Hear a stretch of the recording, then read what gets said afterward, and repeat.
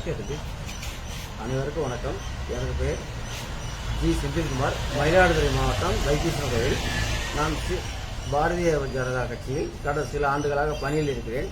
தொடர்ச்சியாக எனது கட்சியை சேர்ந்த சில நடிகைகள் மற்றும் முகவரி இல்லாத கல்யாணராமன் போன்றோர் எழுச்சி தமிழர் மரியாதைக்குரிய அண்ணன் திருமாவளவன் அவர்களை பற்றி முகநூலில் கொச்சைப்படுத்தி வருவதை பதிவிட்டு வருவதைப் போல நானும் கொச்சைப்படுத்திவிட்டேன். அதிலிருந்து சீர்காழி விடுதலை சிறுத்தைகள் கட்சியின் சட்டமன்ற செயலாளர் அண்ணன் தாமு இனியவன் அவர்களின் பெயரில் காவல் நிலையத்தில் புகார் செய்யப்பட்டது.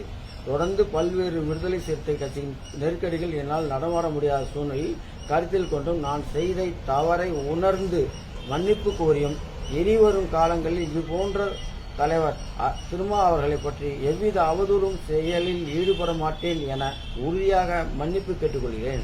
எழுச்சி தமிழர் அண்ணன் திருமா அவர்களின் கோடான கோடி மன்னிப்பு கேட்டுக்கொள்கிறேன்.